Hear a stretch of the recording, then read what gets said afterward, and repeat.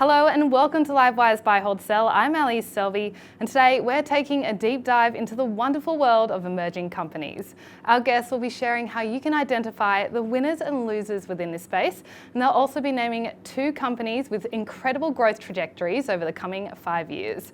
To do that, we're joined by Spheria's Brittany Isakka and Regal's Farr-Jones. Thank you so much for joining us today on the show. Really excited to feature you both on the program for the first time. Let's get straight into it. Inflation appears to be cooling, and we also have a lot of investors betting big on rate cuts in 2024. Jess, I might start on you. What does that mean for growth investors? You're right, Ali, that investors are betting on rates coming down this year. Earlier this year, actually, there were 7 rate cuts being priced into the market. That has been adjusted down to 3 rate cuts now by the Fed. However, the Australian CPI report that we had today was supportive of this notion that rates shouldn't go much higher. A declining interest rate environment is very positive for stocks in general.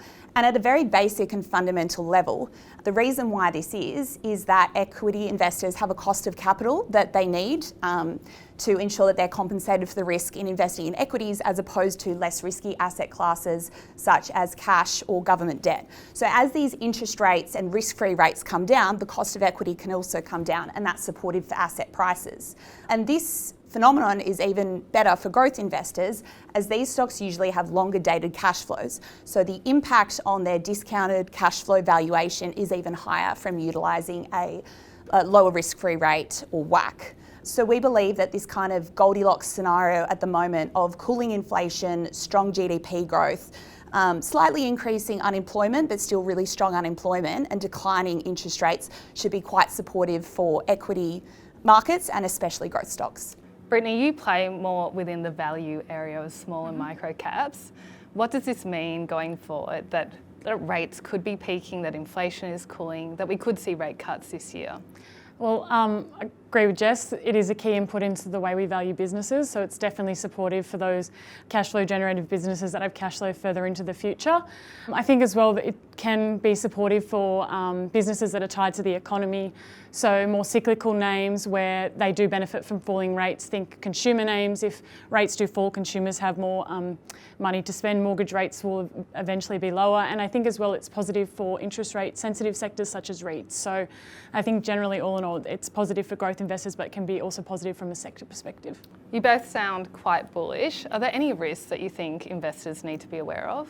Yeah, I think there's a couple. I think, the expectation is now that inflation has peaked and interest rates are going to come down, but I think the actual pace of interest rate cuts will probably be longer than investors expect. I think in Australia particularly, we've had inflation was actually, in terms of the rising inflation, was delayed relative to the US. So I think that pace of cuts might actually be later than investors are expecting. And I think the other thing that investors need to be aware of, Jess mentioned it, is that unemployment rate, it has stayed really low. But talking to some companies at the recent report, there's a lot of companies who are laying off staff, and that's in order to combat this inflation. And I don't think we've felt that in the economy just yet. So I think that's something, the unemployment rate and where that gets to is something that investors should be aware of. Jess, are there any other risks that you want to call out over the next 12 months? Yeah, absolutely. As history shows, as the central banks shift from rate hiking cycles to rate easing cycles, this is usually very positive for the stock market, except in instances where the economy gets tipped into a severe recession. So that's obviously no longer the base case that we're going to have a recession, but of course it's still within the realm of possibility that that could eventuate. As Britt mentioned as well, markets are very forward-looking, and so the rally that we've seen since October last year when 10-year yields got to 5%, the rally's been quite strong, and that is because investors are starting to price in these rate cuts. The risk is, as Britt mentioned, is that if expectations continue to get revised, that the market has already started pricing in these rate cuts. There, of course, are also geopolitical risks at the moment. There's large fiscal budget deficits. There's definitely still risks. Okay, with all those risks in mind, have you made any major changes to the portfolio in recent months? Yes and no. So what I would say is that we are bottom-up investors, not we don't necessarily let the macro always dictate our largest high conviction positions. Often those positions are held over long periods of time and they don't shift from week to week as expectations around the economy shift. So a lot of our core fundamental positions have been in the portfolio for a long time. But definitely what we've gotten recently is conviction to add some of those longer duration growth stocks, for example, to the portfolio, because now we've got conviction that yields did peak in October last year. And so this new environment of lower rates should be positive for certain sectors like some of these beaten up technology and software names. Healthcare and biotech was really beaten up as well during 2022. So that's an area that can probably outperform as well. And of course, also some of the consumer names where people were very worried about the performance of the consumer. That consumer's been very resilient, and we've seen very strong earnings results recently from some of these consumer names that are no longer cycling really difficult comps from the COVID era. So adding some of these names in those sectors to the portfolio more recently has been something we've gotten conviction of over the last few months. We'll get into some of those names later on in the video, but I want to throw to you now, Brittany. What major changes have you made to the portfolio in recent months? Yeah, so I don't want to sound the same as Jess, but definitely similar in the sense we are long-term investors. So a lot of our core holdings, we tend to hold our stocks for a number of years. That hasn't changed, but what we have been assessing similarly is we have seen consumer names run in the last couple of months and tech names on this interest rate theme. But one sector which we think has maybe been left behind is the REIT sector. We think, yeah, obviously with interest rates falling, that is a sector that should benefit, but a lot of the names in that space are still kind of underperformed. So we've been revisiting the REIT sector. Okay, is there any secret sauce to investing within stocks within the smaller microcap arena? Secret sauce. So for us, we are bottom-up fundamental investors, and we focus on businesses with good free cash flow through the cycle. We want to buy businesses with a good balance sheet, so that's usually net cash or low gearing, and we like businesses that are trading at a discount to fundamental value. And so that's kind of 101 fundamentals, but we value every business we own, and we think those metrics serve us really well through the cycle. So that's kind of our secret sauce. How about like red flags? Is there something that you feel like investors really need to learn how to avoid when they're investing in the smaller microcap stocks? Yeah, so I think particularly in the small end of the market, as you say, they tend to be a little bit more risky, and I think retail investors particularly can definitely get caught up in, say, like hype names or themes. I mean, one example we saw was, that EV thematic, which I think is definitely part of our future, but I think short term in 2022 we saw all things lithium get bid up to crazy levels to only then collapse in 2023 as the lithium price fell over 80%. I think investors need to be wary about what they're buying when they get caught up in a theme. Go back to the fundamentals of those stocks and don't just see the hype and the theme name and jump into those names. So that's what I would say to investors. Jess, you're also a bottom-up investor. What's unique about your strategy, and what's one red flag you think investors need to be aware of? I mean, I can relate to a lot of the things that Britt just said for sure, but I definitely believe that one of the best ways to predict the stock price is to try to predict the earnings, because that's the best predictor of the fundamentals of the company and where the stock price should trend over time. So we're very focused on trying to invest in companies that have the ability to compound both revenue and earnings organically at a very high rate. And we're also looking for very high quality businesses, and this is often exemplified through things like high gross margins, high EBITDA margins, high returns on equity and high free cash flow. So of course we're looking for those kind of stocks. What I would say on valuation is it's a very important input into our process, but when you're looking at small caps and micro caps, it's often not the best predictor of the share price going forward. Whether things are trading slightly cheap or expensive because they're a few turns above or below their long run historical average, that's not always the best predictor of the future share price. Things can stay expensive when they're performing well for a very long period of time. So we think that the best way often to invest and to predict future share price appreciation is to try to predict which companies are going to grow their earnings the strongest.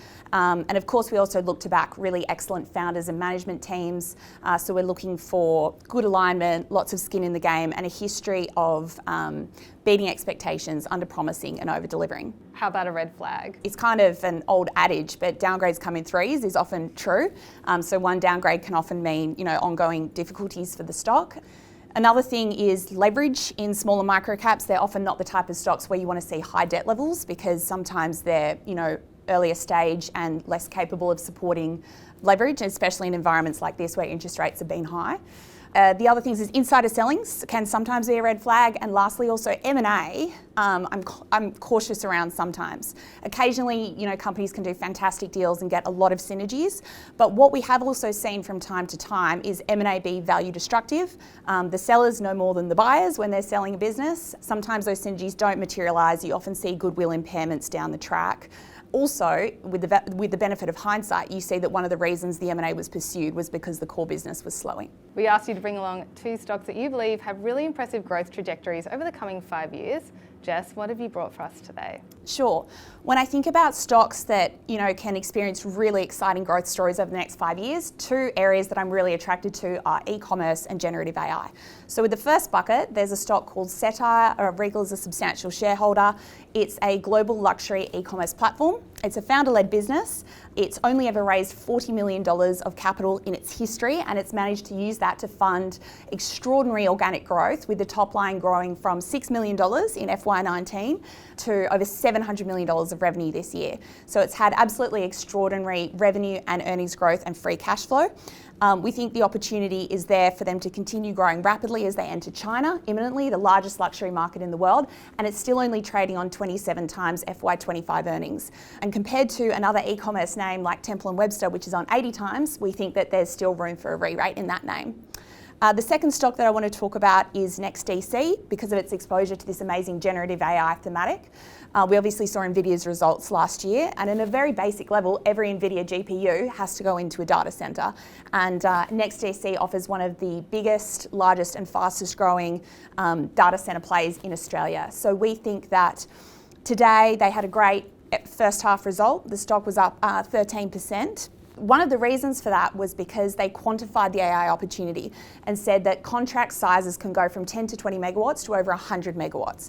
So we believe that there's ample room for the stock to continue to grow as they deploy more and more data centres and contract those out over the next few years. Awesome. Over to you, Brittany. What stocks do you believe have really impressive growth trajectories over the coming 5 years? Yeah, so I'll give you 2 names and sort of have a similar growth in that they've gone to North America. So one of those would be Mader. We've owned it since IPO and it's been a really great performer. So they're a mobile and fixed plant equipment maintenance company. They started in WA, they're a founder-led business, and they've recently entered North America in the last couple of years. So revenue's grown about 40% per annum over the last 4 years. That's been driven partly by North America, where they've grown almost 120%. So it's been an amazing growth story of a founder-led business. We think they can keep growing revenue at about 25% per annum, because their share in North America is still quite small.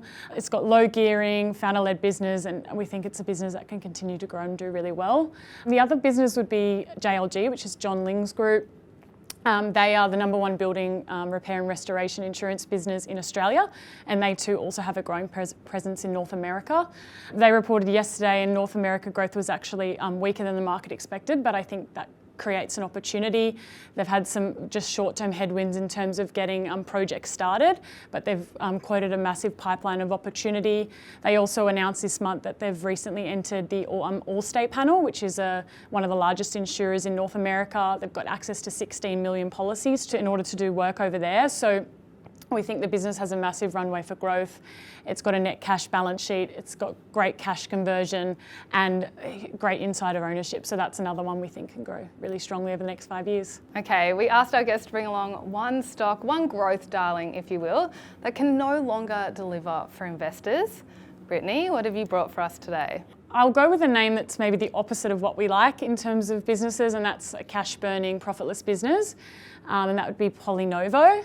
So the business over the last 10 years has continued to spend more than it earns in revenue. This half they did report a small marginal profit, but they're still burning cash. And I think businesses like that, it's hard for us to invest in. It doesn't earn great returns, and for us it'd be one that we would avoid as shareholders. Okay, it's definitely been in and out of favour with investors over the last few years. Jess, your time in the hot seat. Which growth stock can no longer deliver for investors? Another healthcare name. And it's funny because often, a dangerous combo in small cap investing is names that trade on very high multiples, but then something in the fundamentals changes such that that multiple is no longer justified. So an example of that we've seen recently is Nanosonics. They have a market-leading product called Trophon, which is used for disinfecting ultrasound probes. They've historically traded over the last 5 years at above 100 times PE. And above 60 times EBITDA, and that's because they were doing a global rollout and growing very rapidly. What we've seen though recently is a very material derate, and that's been driven by what they reported this week, which was guidance now for FY24 with flat revenue and declining earnings. So you can see very large re-rates when growth stocks are no longer growing rapidly. While we think that they have an excellent market-leading product, we remain cautious on this name until they can start growing the top line and the bottom line. They do have a second product where they're seeking FDA approval, but they won't get that approval for more than 12 months. So we will remain cautious on that stock until that happens. Okay, well, I hope you enjoyed that episode of Buy, Hold, Sell as much as I did. If you did, why not give it a like? Remember to subscribe to our YouTube channel. We're adding so much great content just like this every single week.